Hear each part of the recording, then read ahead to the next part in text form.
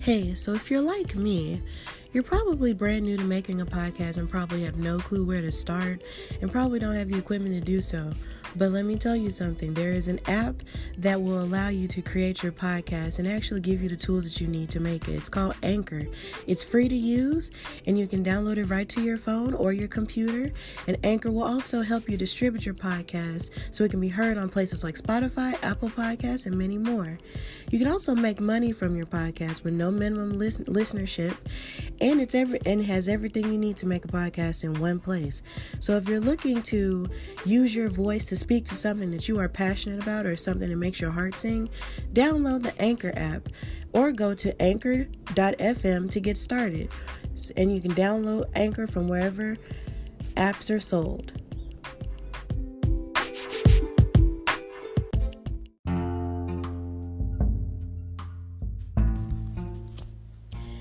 Hey, this is Stephanie Hardy, and you are listening to the Hardy Wrestling Podcast.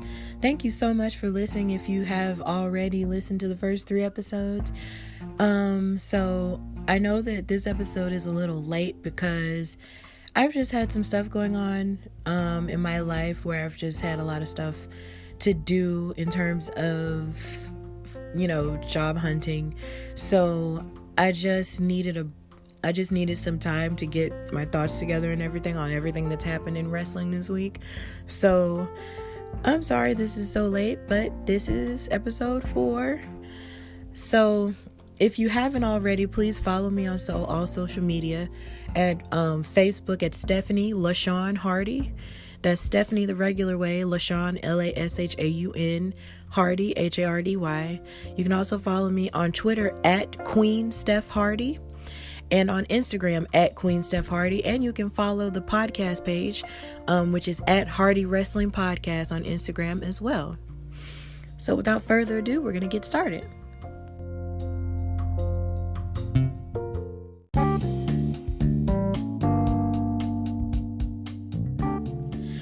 Okay, so we're going to talk about news and gossip-ish. There's been a lot going on, so hopefully I'll be able to cover it all. So here we go. First on the docket, NXT is 10 years old. It's been quite a ride to sort of watch this show go from a 1-hour reality show on like WGN or like a station like that, to have it grow to become this developmental system, and then go from being a developmental system to a third brand that has absolutely revolutionized the way we see wrestling as a whole. It's been absolutely amazing to see it become this third brand that a lot of fans feel like is even better than the main roster. And it's just been incredible how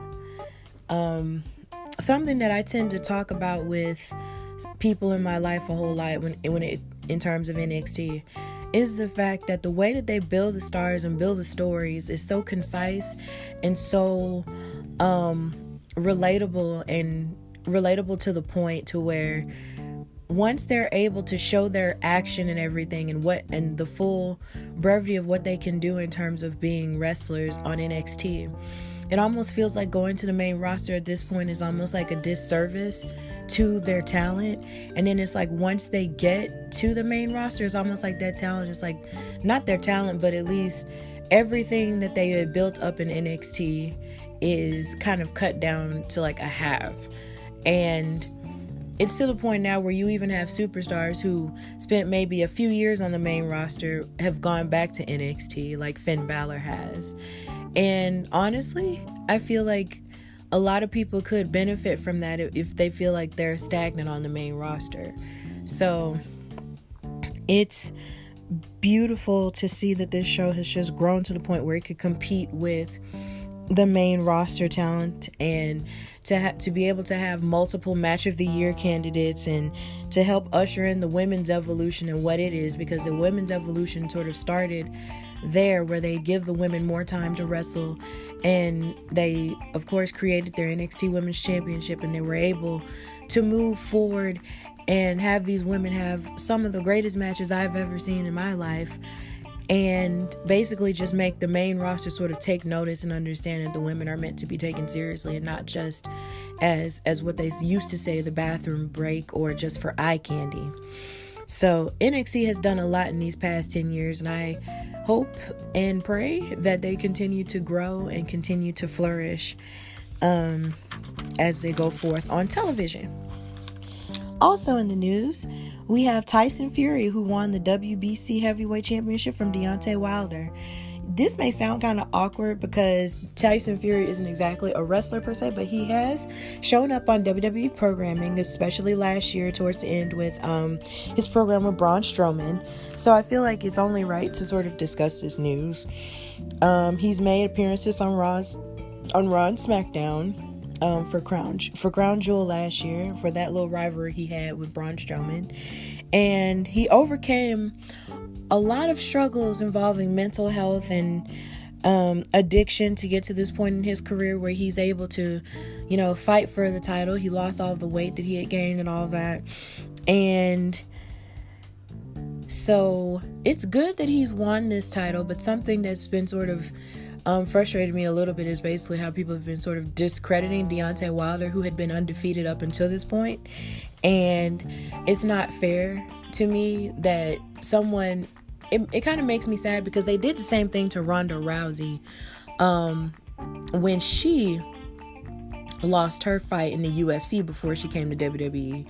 They basically made it seem like just because, their undefeated streak is over, that almost anyone in the media and everyone on social media had an opinion basically saying that they're no longer the great fighter that they said that they were, and they're trash and all this other stuff. And in the case of Deontay Wilder, it just kind of goes to show you all the people who are on your side when you're winning, but then it's like the minute you lose, they'll turn their back on you. And it's so sad because he was a positive example. I know in the Black community, he was basically like giving Birmingham revenue, the city of Birmingham revenue, whenever he would have a fight here at the BJCC. And he was just doing positive things for the Black community. And it was kind of disheartening to see those same people dissing him simply because he lost his one title, as if this is going to define the rest of his career. And this isn't to take away any congratulations from Tyson Fury, but at the same point in rate, you can't just diss Deontay Wilder and say that he didn't have a heck of a run with that title. So, yeah, congrats to Tyson Fury, but let's keep Deontay Wilder lifted, and not just turn our backs on him simply because he lost his one match. It's one match, guys. Don't have a meltdown. Don't have a cow. Also in the news, Johnny Gargano went off on fans who discredited the NXT roster. Now, according to an interview on TMZ Sports, Gargano called out fans who tried to undermine NXT as a developmental brand, and he called it BS and complete garbage. Like I said earlier, since NXT started as a developmental brand to sort of create new stars and also sort of give more of a notoriety to stars of the indie scene, a lot of people used to basically like undermine it and not watch it. Like I know a couple of fans who would not watch NXT simply because they didn't know these people and they're not as familiar, because it wasn't on television at first. It was on the WWE network. And it was almost like they sort of made it seem like, oh, who are these people? They're not important. And it's kind of disheartening that they would do that. But the action that they would put forth and the stories that they would tell were incredibly gripping. So you couldn't ignore that either. And he also called NXT the real main roster, which also fits into the sentiments that a lot of fans feel like that NXT is just the better show, which it is. And then they also won Survivor Series last year to prove it. So there's that. And then we have the unfortunate news of Samoa Joe being suspended for 30 days due to a wellness policy violation. Now, it became effective this past Monday, and he's eligible to return no later than March 25th, and it's his first violation of the policy. As you may have seen, he was involved in a program with Kevin Owens against Seth Rollins and his disciples of, his Monday Night Messiah stuff or whatever, Buddy Murphy and the AOP. But you hadn't seen him on TV because he had an injury for a commercial that he was doing for WWE. So it kind of sucks that along with this injury, now he's failed the wellness policy. So here's hoping he can get back on his feet and come back to television as soon as he possibly can.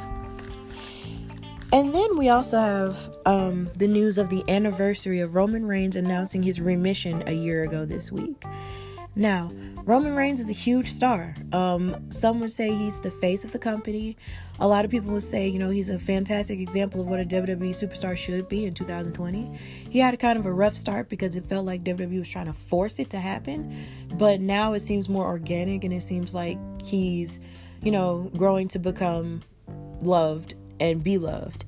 But a lot of the reason why he's becoming as beloved as he is now has to deal with a struggle that he had announced in October of 2018. He went on Raw, and I remember this episode because I cried after it.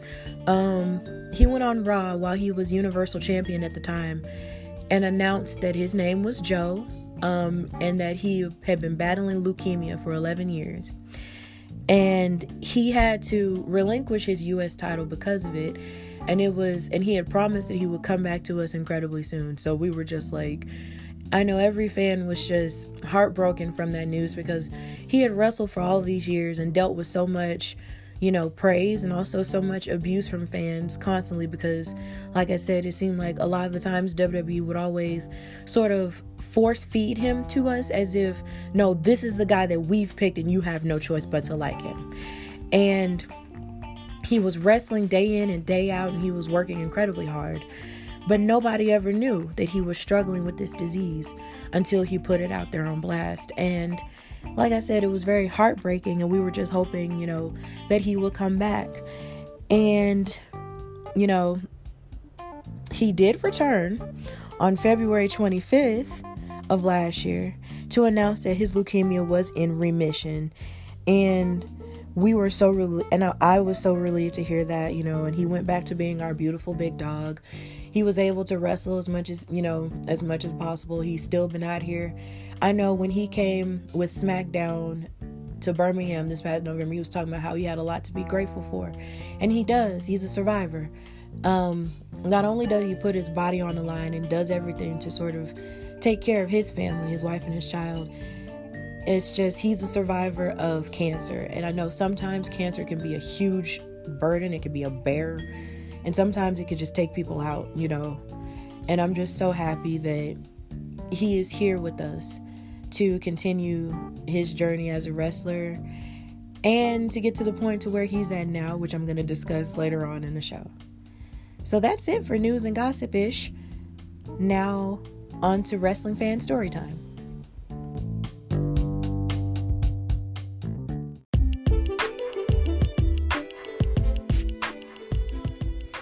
Okay, so now we've reached the part of the podcast where I tell a wrestling fan story. But this one isn't necessarily, it's like a story mixed in with an opinion. So I'm going to tell the story of my journey with Charlotte Flair, how I feel about her as a performer, as a wrestler, and the time in which I actually met her. Now I'm going to talk about first how I met her. It was a very hot summer day here in Birmingham, and Smackdown had come to town a few years back, and Cricket Wireless was actually doing a meet and greet with her, and I had just found out about it maybe 2 days before it actually happened. And when I found out about it on Facebook, I was like, oh my God, I have to go meet her now, because in terms of meet and greets, they really don't happen as much here in Birmingham. They're few and far between. So I knew I had to take this opportunity. So this day I went and I got dressed up in my Charlotte Flair shirt, which no longer fits now. But, and then I also brought my Raw Women's title, and it was me and my mom. We went together. And we both stood in a line, even though we were one of the first to get there. We stood in a line and waited in the hot sun to see her.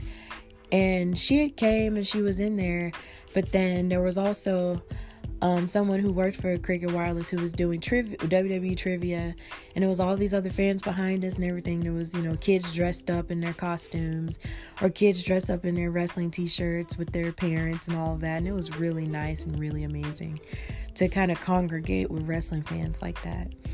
So the closer we get to the building, I look out the window and I see Charlotte's head, and I just freaked out like, oh my God, this is really gonna happen. I'm about to really meet a Flair. I was freaking out so bad, and my mom was like, calm down. And I was just like, ah. I was freaking out. So we get in there, line's moving. And it gets to me finally, and I couldn't stop smiling. My face, like I was covering my face, like I couldn't truly believe that it was happening. And she said the one thing I wasn't ever expecting her to say. She said, "Hey, woman." And I was like, "Hey."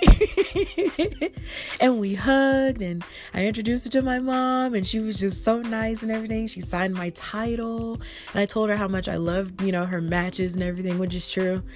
And it was just the coolest thing. Like, Charlotte Flair made it seem like she was meeting me and not the other way around. And it just made me feel really good to actually have finally met, a Flair. And I would go on to meet her father too. But that's another story for another day. And I was so excited because she made me feel so special. And I smiled the entire day. And then I took pictures and I shared it all over social media and everything. And everybody thought it was the coolest thing. I was like, I met Charlotte Flair, yeah. And I still brag about it to this day. Just like I brag about meeting her dad to this day. So I said all that to say that meeting Charlotte Flair was something that I'm happy that I've done, because I want to meet more female wrestlers. And I have met a couple. I've met Ember Moon.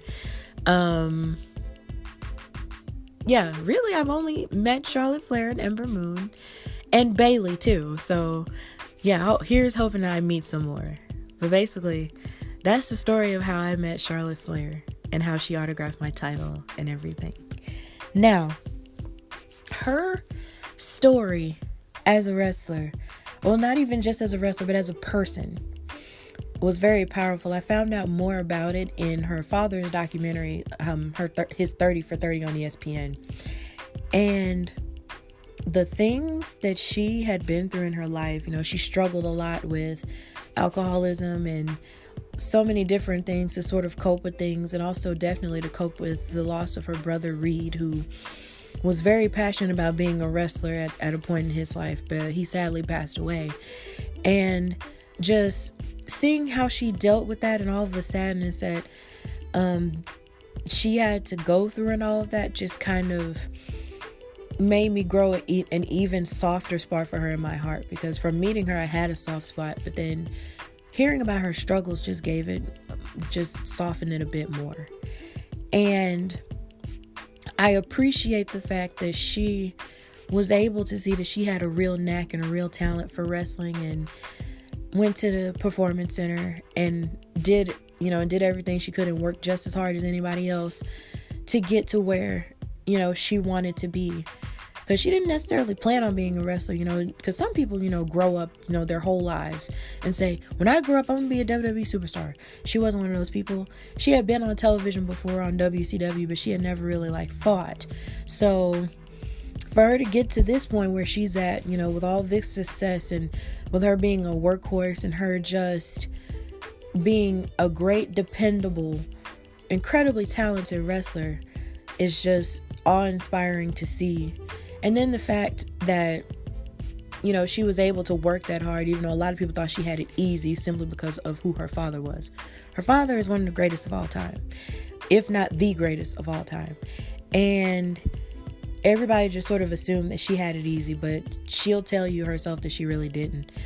And I appreciate what she brings to the table, and I want her to continue to succeed.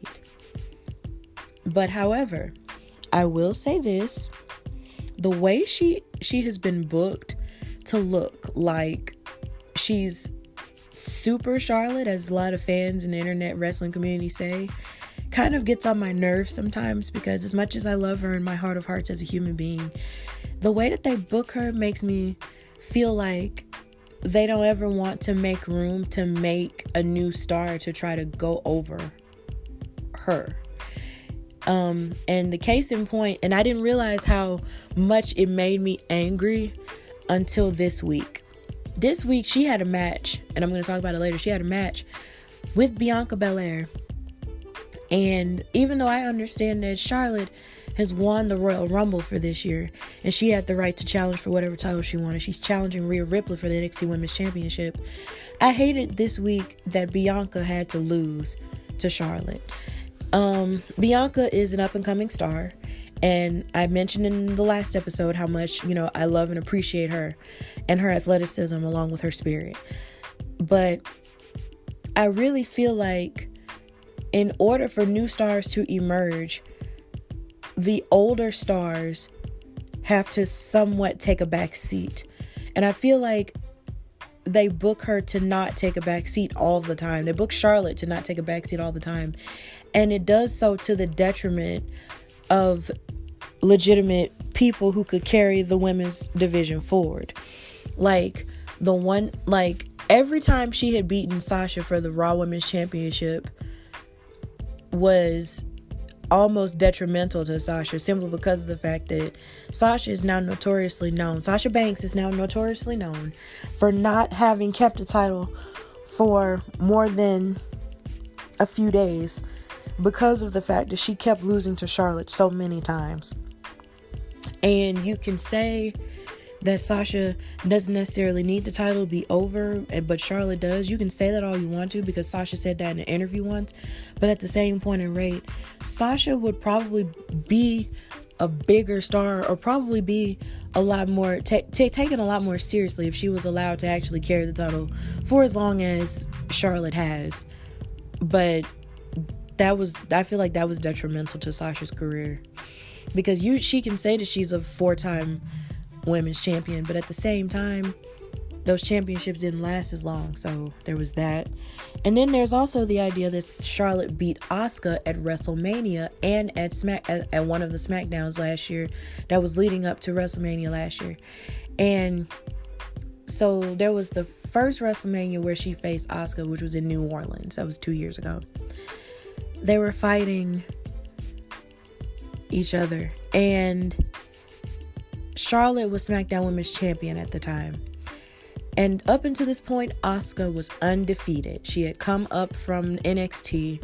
She was undefeated. She was beating everybody. She had beat the entire roster until she got to Charlotte. And that match was a classic. I will give them that. That match was an absolute classic. But the idea that Asuka lost her undefeated streak to Charlotte for the sake of protection just made me feel some type of way. It made me really angry. I was like, bruh, why? And as you can see, it took Asuka a really long time to recover from that, because she was only just able to win the SmackDown Women's title at the end of 2018 into 2019. But then during the WrestleMania hunt during 2019, Asuka would lose to Charlotte again on SmackDown, just so they could build up the winner takes all women's main event at WrestleMania last year. And that was disheartening to me, because that made me feel like they couldn't trust. It made me feel like they didn't want to trust that they could put the full steam behind Asuka as a competitor to lead them into WrestleMania. But they did so. It's like they knocked Asuka off her perch just to build up Charlotte versus Becky versus Ronda Rousey as the women's main event. And I'm not discrediting that women's main event at all, because I loved it and I love what it represented, and I love that Becky won both of those titles.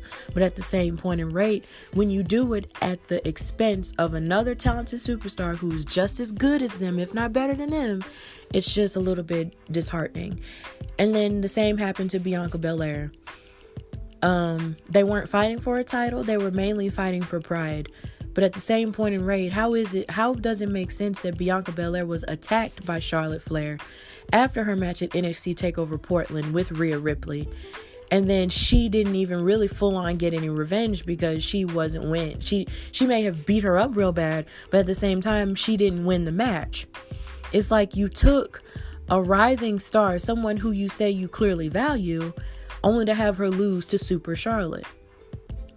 And it's like I said at the beginning of this segment, I love and adore Charlotte as a person, but the way that the WWE writers room books Charlotte all the time, it's just kind of irritating now. They're making it seem like she can't ever lose. as if we've never seen her lose before. In order for you to be a 10-time champion like she has been, you have to lose. So therefore, just make her like, I understand she's a Flair, but at the same time, make her look like a regular wrestler who can win and lose like everybody else can, and don't just make it seem like she's just a super woman who can't ever be beat ever. And that's my take on the curious case of Charlotte Flair.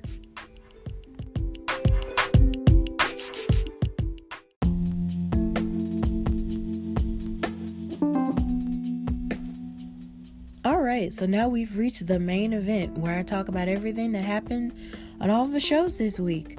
So this time it might be just a tad bit longer, seeing as Super Smackdown happened this past Thursday, along with Raw, Smackdown, and NXT, but we're going to get into it. So now we're going to start with Raw, and we're going to start with the girls. There was a contract signing for the Raw Women's Elimination Chamber match between Asuka, who's a tag team champion with Kairi Sane, Natalya, Sarah Logan, Liv Morgan, Ruby Riott, and Shayna Baszler. So Asuka and the other girls were there, and they were looking for Shayna because she hadn't even bothered to show up yet, because she's taking her time. She questioned the king in Japanese and English, which gave me personal pleasure because, as you know, in one of my episodes I talked about my gripe with him feeling some type of way speaking Japanese or whatever. And something that irritated me was the fact that Natalya was covering her ears while it was happening, and I'm just like, girl, if you don't stop. And I would also like to mention that Natalya was also in her home country of Canada, so that was cool. And Sarah Logan basically took it upon herself to sign the contract first. Then Natalya signed it, then Liv signed it, but then she forcefully gave it to Ruby Riott, along with a stare down because of their beef. As you know, they've been feuding with each other ever since Ruby Riott made her return and basically proceeded to beat up Liv and made it seem like she couldn't be on her own. So they're basically beefing. But then Jerry Lawler was telling them, not to, fight each other. So Ruby passed it to Asuka, and then Asuka as Asuka was getting ready to sign the contract, Shayna Baszler made her entrance through the audience and came to the ring.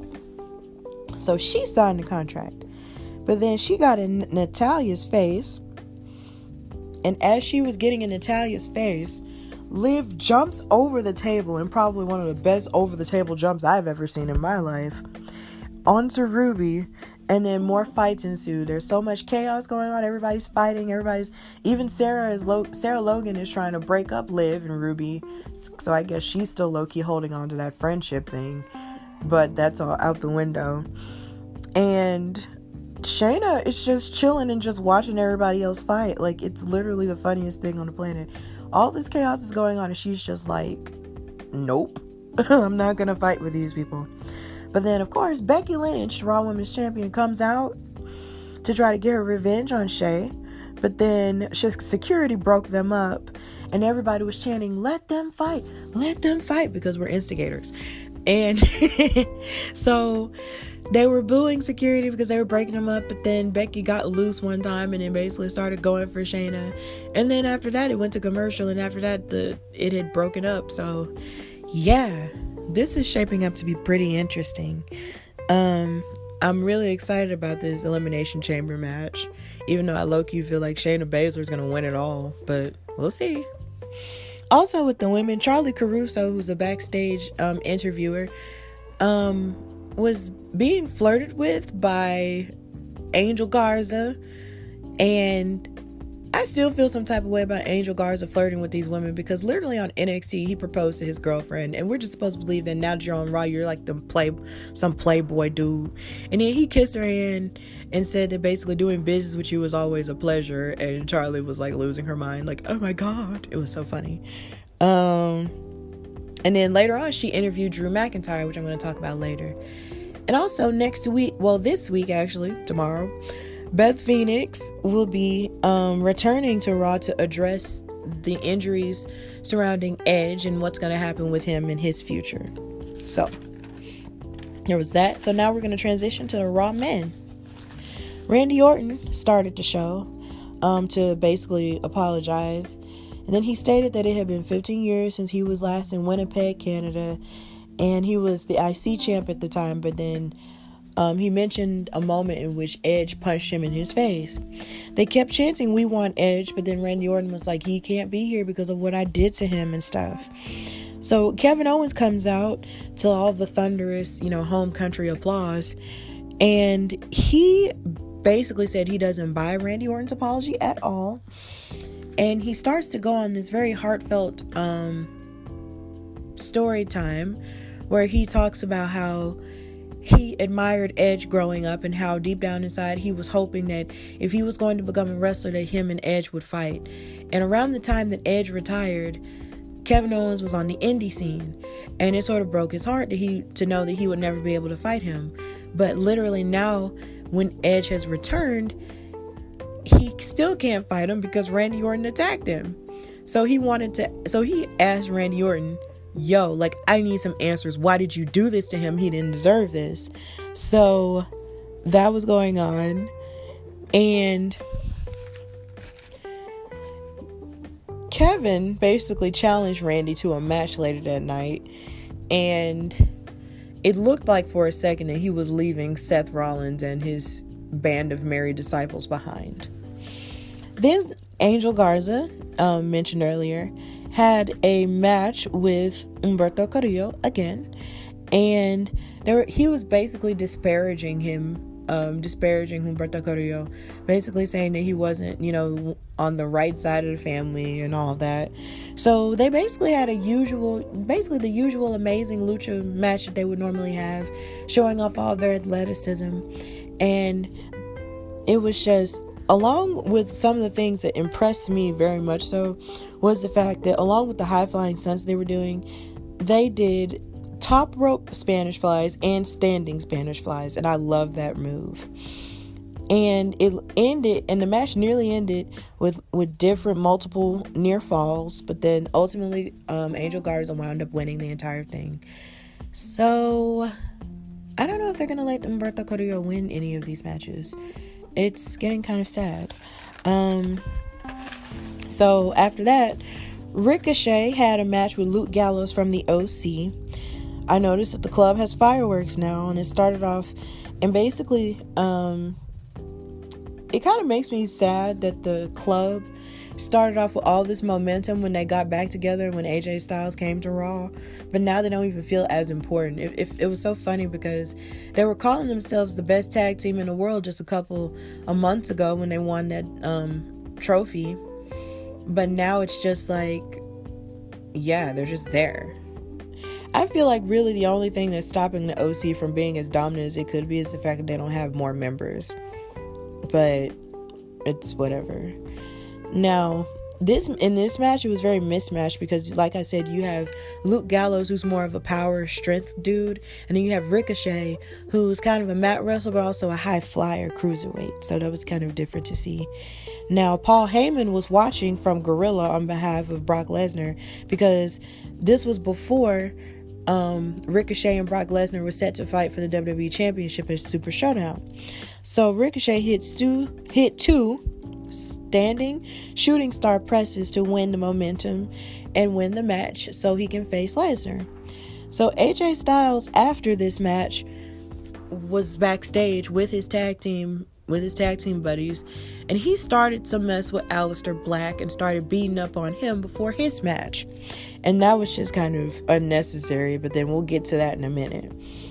Then Brock Lesnar came out with Paul Heyman to basically run down Ricochet and Drew McIntyre, basically saying that they have no chance against him and all of that jazz. Y'all know how Paul Heyman does. Like, I am Paul Heyman and I'm the advocate for blah, blah, blah. And one of the amazing quotes he said that night was, "Thou shalt not boo thy advocate." Whatever. We'll boo you if we want to. Even though we love you, but it doesn't matter. All right, now back to Aleister Black. He was limping to the ring for his match with Eric Rowan after he got beat up by the OC. And also to point out with Eric Rowan, we still don't know what's in the cage, but then we'll get to more about the cage in a minute. The match started with Aleister still being able to kick Eric Rowan, but Rowan kept throwing him into the ring, throwing him out of the ring to fight him. And after Rowan took advantage, Aleister Black used his striking offense to fight back a lot of the time.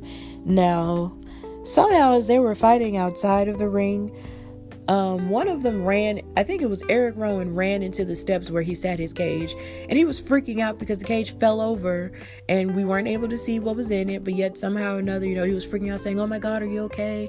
Are you okay?" and all this other stuff. And then after Rowan finished checking on the cage, he got back into the ring to meet I believe he met a second Black Mass for Aleister Black to power through and win the match.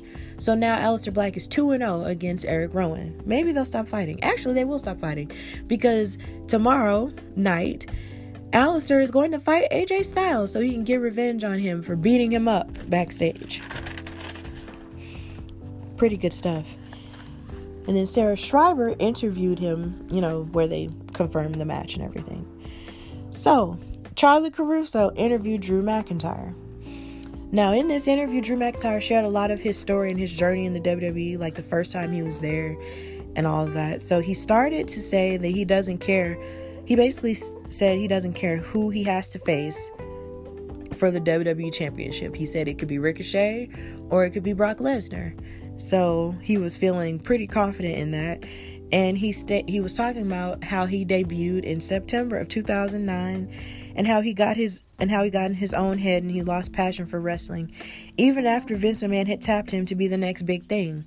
I remember when he debuted, it was almost as if Vince McMahon had basically picked him to be the next one who's supposed to take over. But as you know, stuff happens and he just sort of lost his way. So after he lost his way, he got fired and he was very angry, but he realized that he could only blame himself. So, of course, he went off to wrestle in different promotions and everything before he ultimately came back to WWE in 2017. And he went to NXT and did not go to Raw or Smackdown. And he made a big splash there. He became NXT champion. And then he debuted on Raw 4 years to the day he was fired. And of course he was, in a lot of different feuds at that time or whatever. And he was paired with Dolph Ziggler as his, I guess security dude, kind of like Shawn Michaels and Diesel. So there was that. But he wants to fulfill his destiny of being a champion. It feels like he's getting like a whole new do-over for that to happen. And I am standing right behind him so he can go forth and prosper at WrestleMania. So there's that part. And R-Truth, God bless him, had a short match with Bobby Lashley, and Bobby Lashley won with a spear, and Truth really didn't want to fight him, but, no one can really request that, so there was that part. And then the Street Profits were in singles action, so Buddy Murphy had to fight Angelo Dawkins, and Montez Ford had to fight Seth Rollins. Now, the Street Profits called Seth and Murphy the Monday Night Pariah and Murph the Smurf. They just get funnier and funnier with each passing week, and it's so great. Now, in Angelo Dawkins and Murphy's match, Seth interfered, so the match really didn't go that long and basically got Murphy disqualified. So Angelo Dawkins won, but it was by that technicality. And Montez got mad and he fought to defend his partner and basically said that Dawkins hit Murphy so hard that he lost his first name. And he came in, like, Montez Ford came in hot. He was ready to fight Seth. So Montez, in his match with Seth Rollins, had probably one of the best showings of a tag team wrestler by himself that I had ever seen.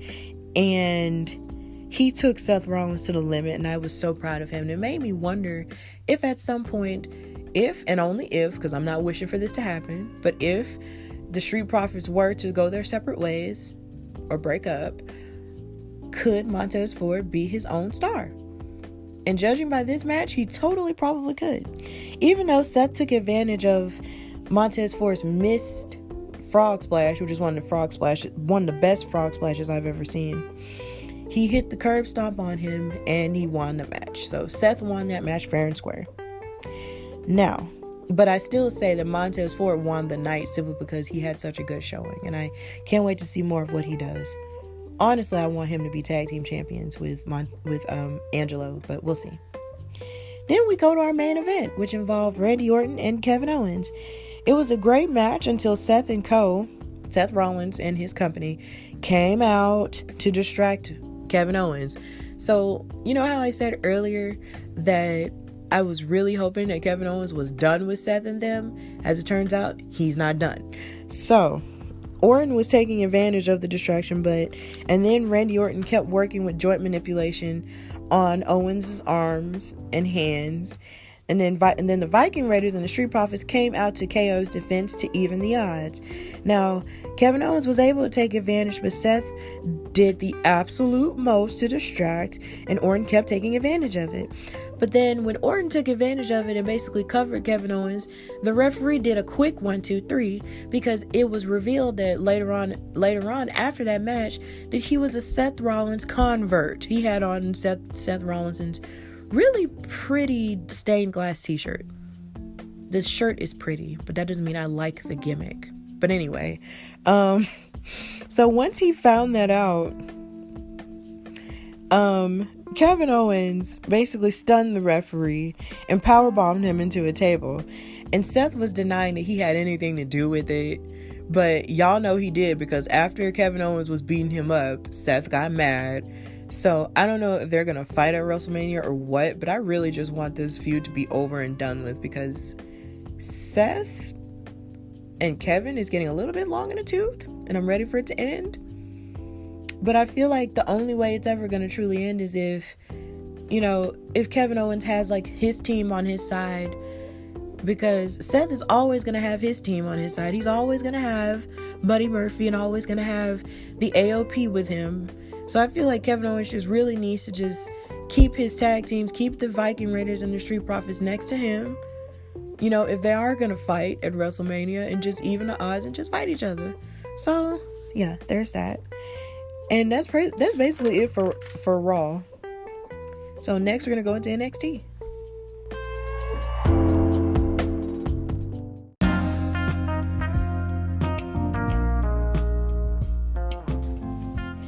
Alright, so now we're going to talk about the NXT women.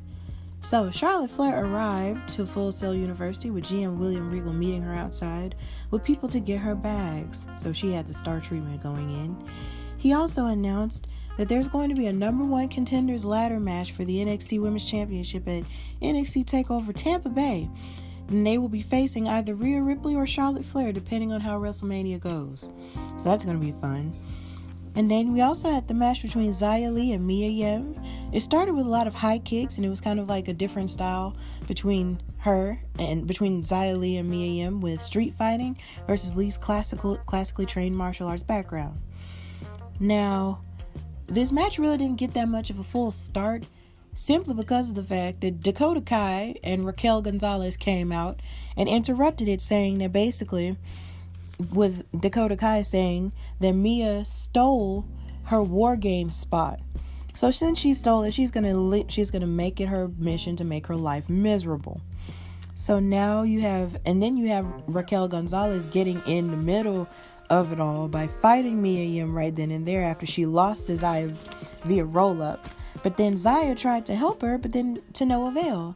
So this made Raquel Gonzalez look really dominant, as Dakota Kai just sat there and watched. But just so you know, and just so you remember, she has a match against Tegan Nox in a steel cage this coming Wednesday. So that's going to be fun. And then, of course, Tegan Nox also was on the show, and she stated her intentions to beat the crap out of Dakota Kai. So I can't wait for that. And also in the women's division, we had the match between Bianca Belair and Charlotte Flair. I love saying their names together because it rhymes. Anyway, something that I thought was really cool was the fact that when Bianca Belair came out, the audience members were like, "Ay, ay, ay, ay," to her theme song, and that made me really happy. Then Charlotte made her first entrance to NXT in 4 years, and there were chants saying "Welcome back," but they were kind of being drawn out with chants of "You don't go here," clap, clap, clap, clap, clap, "You don't go here." It was funny. So it starts with a traditional lockup, and they were wrestling as if they had studied each other before. It was a very athletic match. Bianca was using her power offense, but Charlotte kept bouncing back somehow and talking trash to the audience. And Bianca was using her incredible agility to escape locks, and she reversed one of Charlotte's abdominal stretches. Now, while there was while they were outside in the ring, there seemed to be a whole bunch of not a whole bunch of misunderstandings, where Bianca Belair would look for Flair to be in one spot and she wouldn't be. I don't know if anybody else noticed that, but I did, and it just seemed it didn't take away from the match completely, but at the same time you could still tell there was a little bit of miscommunication there. Now, Flair's submissions were A1 this time, which is something that we really don't see that much outside of the figure eight. We don't see a lot of her submissions, so it was cool for her to bring that back out. And she hit the natural selection to win, but after the match was over, she kept attacking Bianca Belair, and then she kept attacking her ankle with a chair. It was so heartless. And then as she was attacking her with a chair, Rhea Ripley tried to come out there to probably defend her, but she was coming out and she was doing her whole entrance before she even ran out to help her. It was absolutely a mess. And then the show just cut off randomly like that. So it was just a really weird segment to end the show. So yeah, I don't know if they're even going to do anything else with Bianca Belair at this point for the NXT Women's Championship. It breaks my heart that they might not, but if they do, I'm here for it, but we'll just have to see. Now, with the NXT men, you had Dominik Dijakovic start a match with Cameron Grimes at the beginning of the show. And there were these are pretty big, tall dudes fighting each other. Now, Dominik Dijakovic started with a headlock to Cameron Grimes. And there was another cool moment where Dominik caught Cameron mid-air. And he tried to choke slam him, but then Cameron worked on Dominik's legs to try to get him down, because of course, since Dominik moves so fast on his legs, even though he's really big, it's like once you beat up his legs, you basically take away all of his momentum. So that was that. And I also found out that during this broadcast that Cameron Grimes is a second generation wrestler, and that his father was Tracy Cadell, who was a wrestler and a promoter who passed away in 2018. I had no clue he was a second generation wrestler, so that was cool to find out. And there was also this really cool moment where Cameron Grimes tried to do a hurricanrana on Dominik, but he was met with Dominik catching him and kneeing his back, and he basically tossed him outside of the ring. And it was just a back and forth match, but then it quit being back and forth after Cameron Grimes was outside of the ring. And when Dominik was trying to prepare to try to do a move on him, Damian Priest ran down to the ring and hit Dominik in the back of his leg with a nightstick. And because of that, Cameron Grimes took advantage with his double stomp and won the match. So now we have this new feud between Dominik Dijakovic and Damian Priest. And the reason why Damian Priest said that he did what he did later on that night was because Dominik beat him in a number one contenders match for Keith Lee's NXT North American title. So they're probably going to fight this coming Wednesday, but it was really awesome to see. Then you had Finn Balor come out and do a promo talking about how he's basically ran through every major male wrestler in NXT and won all the major titles, so he doesn't know who's next. It's not Goldberg, but the person who is next, or who it seems like is next, is Walter from Imperium, who's the NXT UK champion. But Walter himself didn't come out there. He sent Marcel Bartel and Fabian Eichner out there, who basically insinuated that Walter wanted to fight him by saying Walter sends his regards. And they had came out, to fake his regards, but then at the same time they came out there to beat him up. But then Finn Balor knew that, so I guess he started fighting him first, but then they both kind of ganged up on him and beat him up and basically just left. So that's going to be interesting to see. Finn Balor versus Walter for the NXT UK title. Then you have the Velveteen Dream, who addressed the attacks on him by the Undisputed Era. And he basically took it further by challenging Roderick Strong to a steel cage match this Wednesday. And he was, of course, saying all of his usual stuff. But during this promo backstage, he had on a really nice black hat. It was a black church hat. And I have never seen a man pull off a hat that well outside of Billy Porter. He's an actor. But seriously, they both pulled that hat off really well. So that was cool. And then there was also another match between Austin Theory and Tommaso Ciampa. They were supposed to fight 2 weeks ago, but Tommaso Ciampa was so mad that he had lost his opportunity at the NXT Championship thanks to Johnny Gargano that he just took Austin Theory and basically beat him up. So they continued to have their match, and Austin Theory was he's basically new to the NXT scene. He started fighting him and he had a really good offense, but Tommaso Ciampa was just more experienced in this match.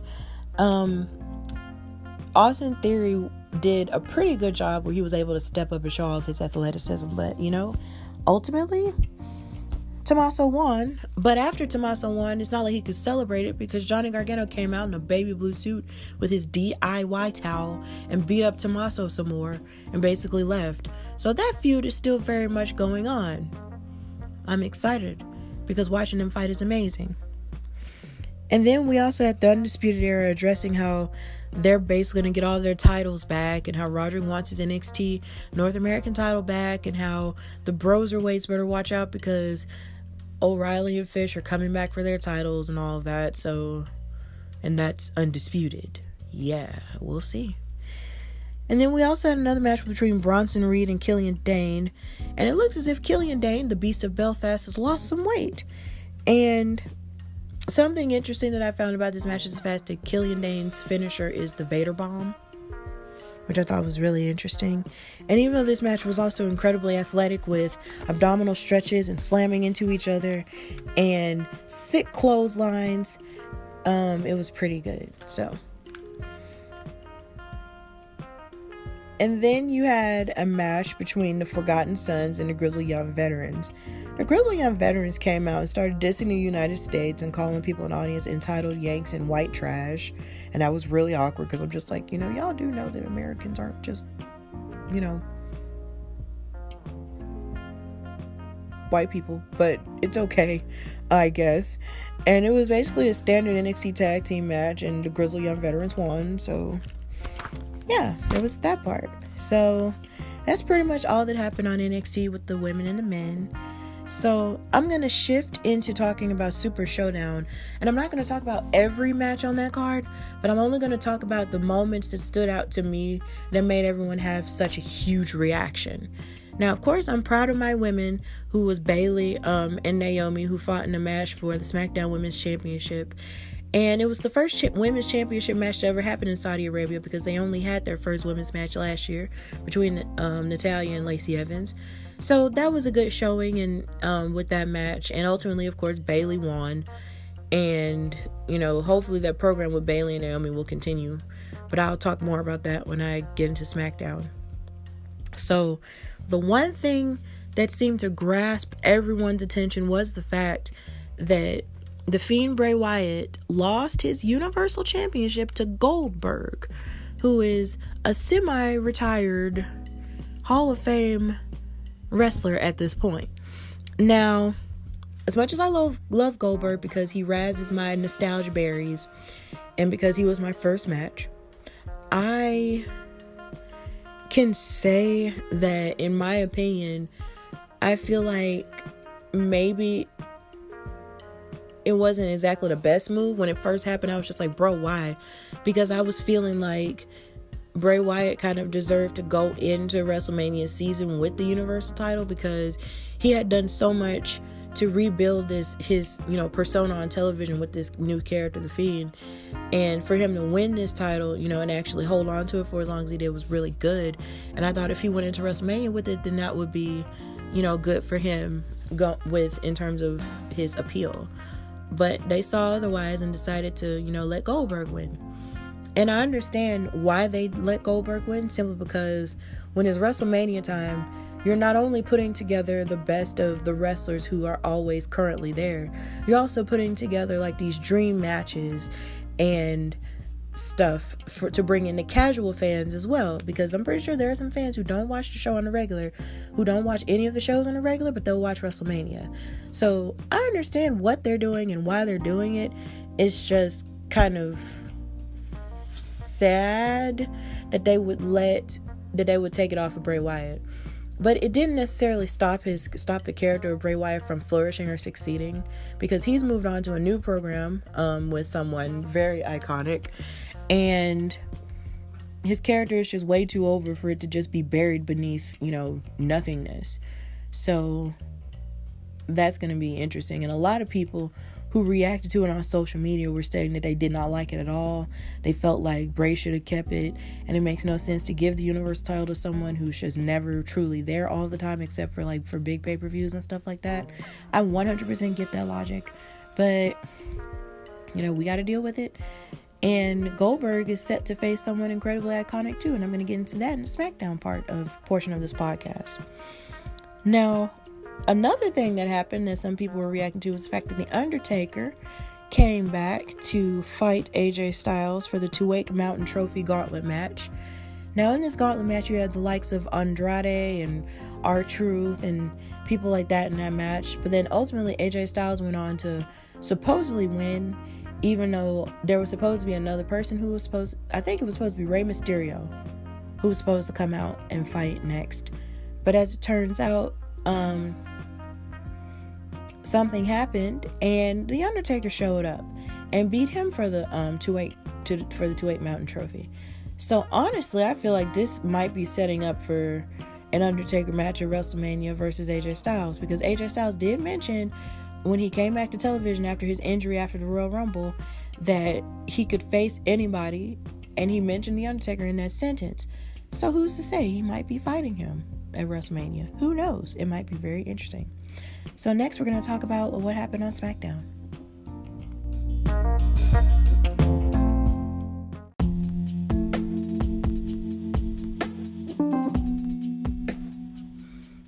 Alright, now we're going to end the segment with Smackdown. I'm going to start with the women. Bayley versus Naomi turned into Bayley and Sasha Banks versus Naomi and Lacey Evans. So, Bayley was out there, and she was talking trash at the fans and everything, talking about how she really didn't want to be there even after she defended her SmackDown Women's title at Super Showdown, and she felt like the fans didn't deserve for her to be there and all that.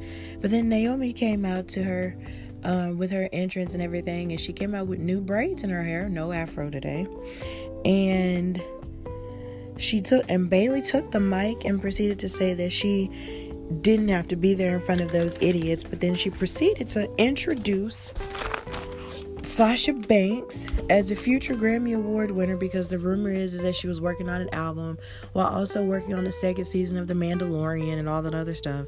And then Bayley also had the audacity to call Sasha Banks better than Beyonce and Cardi B. Now, stop it. Just stop it now. You're not better than Cardi B, and you're definitely 100% not better than Beyonce, because girl, no. So Sasha came out, and then Bayley took advantage of the distraction, and Bayley started hitting and wailing on Naomi constantly over and over again. And then Sasha got so wrapped up in it that she decided to interfere in the match and get Bayley disqualified by beating up on Naomi some more. So they were double teaming her. And then Lacey Evans came out to Naomi's aid, and referee Jessica Carr restarted the match as a tag match. Now, this tag match was definitely back and forth a lot of those times and everything. And it was good to see Sasha Banks back after her ankle injury, and also after she was working on other side projects. But I guess it just was too much for Sasha, because her and Bayley both lost the match because Naomi pinned Bayley with a sunset flip and a roll-up. And for some strange reason, I just feel like Sasha can never win in Boston. I feel like ever since she lost to Charlotte at the Hell in a Cell match in Boston, she just never has any luck. But whatever. And also on the women's front, Mandy Rose was watching the match between Kofi Kingston and Bobby Roode with Dolph Ziggler out there. And Dolph Ziggler was dressed up in a pink shirt with a Mandy Rose patch on it, as if to say that they're like something official or whatever. And then Sonya Deville insinuated that Dolph was her man, and Mandy just looked at her and didn't say anything. So maybe this storyline is going to go on a little bit longer than we expected, and maybe, just maybe, Otis will have a chance, but we'll talk more about that in a little bit. So now we're moving on to the SmackDown men. So Goldberg actually started the show, and he came out to a mad chorus of boos, because like I said earlier in the earlier segment, everyone's mad that Goldberg is the Universal Champion now, and he was laughing at everybody, and then proceeded to ask who's next. So as it stayed blank for a while, Roman Reigns' music hit to a bunch of cheers, and he came out and said that he was next. So now that he said that he's next, the match has been made official. So now it's going to be Roman Reigns versus Goldberg for the Universal title at WrestleMania. So here we go. And then we had the match with Kofi Kingston and Bobby Roode with Dolph Ziggler out there. Now, Bobby Roode had put Kofi Kingston in an arm lock, but then Kofi fought him off and hit a double stomp. But then Bobby Roode also was chopping Kofi Kingston in the corner in the chest in the ring. But then Kofi fought him off and then tossed him outside of the ring. But while Bobby Roode was outside of the ring, and yes, I'm still calling him Bobby Roode because I don't like Robert, because that's just too much. Bobby Roode was outside of the ring, and while Big E was watching and rooting Kofi on, Bobby Roode kicked the stairs and feigned like he was hurting, and then made the referee look at him and say, I'm hurt, because Big E hit me. And then Big E was like, no, that's a lie, because he didn't even touch him. But get this, the referee ejected Big E from the match so he couldn't be Kofi's moral support. So basically it was almost like 2-on-1, because you had Dolph Ziggler still out there and Bobby Roode, in the match still, and then Kofi didn't have any allies. It was so stupid, because I'm just like, ref, the only way you're supposed to eject someone from ringside is if you see it happen. You didn't see it happen. You're a terrible ref. Anyway, after Big E got ejected, Kofi found his groove throughout the rest of the match, but then he missed the Trouble in Paradise, and then Bobby Roode cheated to win the match. So there was that. I can't stand Bobby Roode and Dolph Ziggler together. I really can't. Then they cut it to Otis from Heavy Machinery, who's still sad about his Valentine's Day date gone wrong with Mandy Rose, and he was wondering if something fishy was going on, but Tucker was encouraging him to move on and to basically try to earn the love of the WWE Universe again. So he's trying to do what most friends will try to do, is basically talk you through the breakup and try to make you go towards better things. So there was that. Then Renee Young was moderating another contract signing between Shinsuke Nakamura and Braun Strowman for the IC Championship. Now, Shinsuke wanted to sign the contract first, but Sammy was talking about how he felt like maybe the contract could have had a whole bunch of red tape in it, or it probably wasn't real or whatever, and it was just, trash. And then Braun Strowman was just telling him to stop whining and complaining, but that's not at all. Well, he actually said stop B-wording and moaning, but I'm not going to curse on this thing on my podcast. So that's what he said. And he basically, and then Braun Strowman also said that he doesn't care if he has to fight Shinsuke, Cesaro, and Sammy in order to retain his IC championship. But Sammy decided to take that seriously and decided to write in amendments to the contract and send Renee to take it backstage to have it amended. So now we have a 3-on-1 handicap match for the IC title at Elimination Chamber. But what irritates me about that is the fact that if Shinsuke were to win, or if Sammy were to win, or if Cesaro were to pin him, who exactly would be champion out of that group? All three of them would win that match since it's a handicap match. So which one of them would be IC champion? The person that pins Strowman or whoever they choose? That's just kind of weird. But anyway, next match.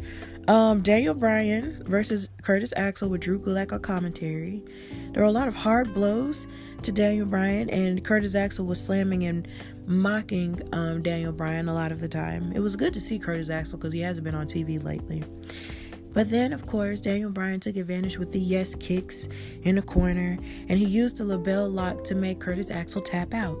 Now, I wonder if Drew Gulak is going to start a feud with Daniel Bryan, since he's been sitting out for these past 2 weeks on Daniel Bryan's matches, talking about all the stuff he's doing wrong. Because if a cruiserweight is going to have a feud with a big star as Daniel Bryan, that should be really good for him. And then they also announced that the Usos and Miz and Morrison, who are now your new Smackdown tag team champions because they beat the New Day at Super Showdown.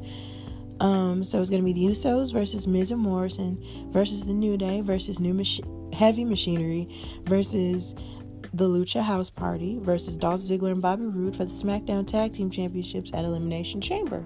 Now, the Usos actually have the momentum going into that, considering they just beat Miz and Morrison on SmackDown this past Friday.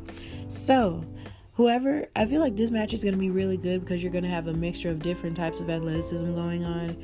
So I feel like we're going to be in for a treat for that tag match. And to end the show, we had John Cena come out. And he hadn't been on SmackDown in such a long time. In fact, he hasn't been on WWE programming for a while, simply because he's been doing the movie thing, the acting thing, the commercial thing, and whatever thing that you feel like he can do. And he came out on the show to his old interests and everything, and he was talking about how much he missed the WWE and how much he'll feel that WWE is always home. But he kept saying that he was wondering what he was going to do at WrestleMania. But then he also said that he felt like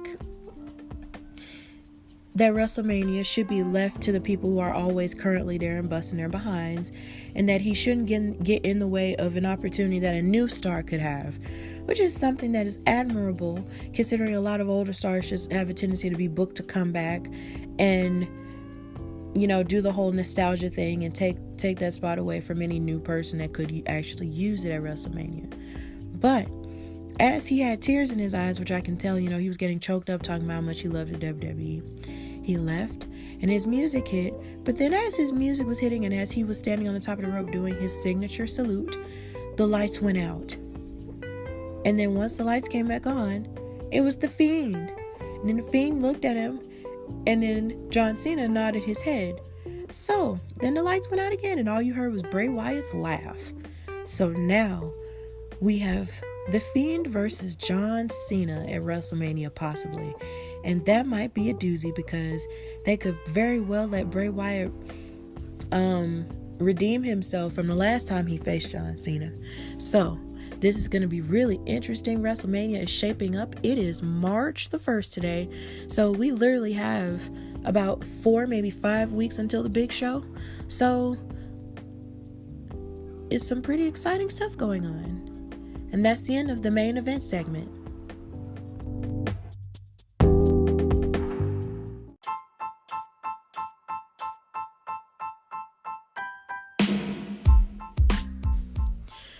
Okay, so I would just like to say thank you for listening to the podcast, and thank you for supporting it as much as you possibly could.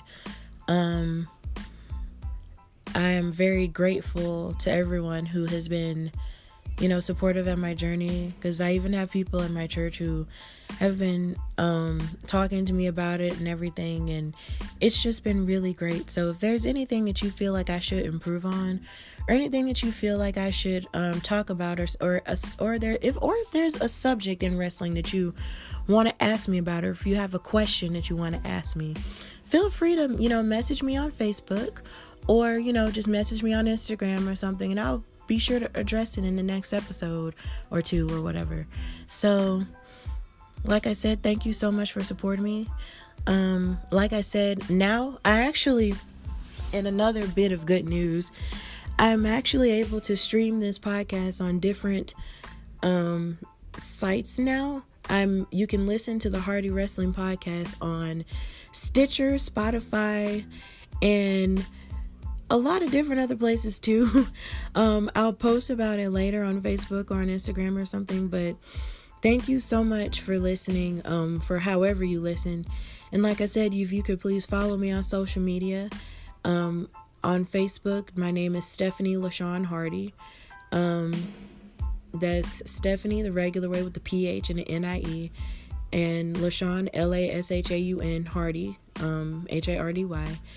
And you can follow me on Instagram at Queen Steph Hardy, and follow the podcast page at Hardy Wrestling Podcast, and follow me on Twitter at Queen Steph Hardy. And if you want to ask me questions on Twitter or on Facebook, feel free to do so. But until then, happy wrestling this week, and I hope you have an incredible week full of blessings and happiness, and I'll talk to you again soon. Bye now.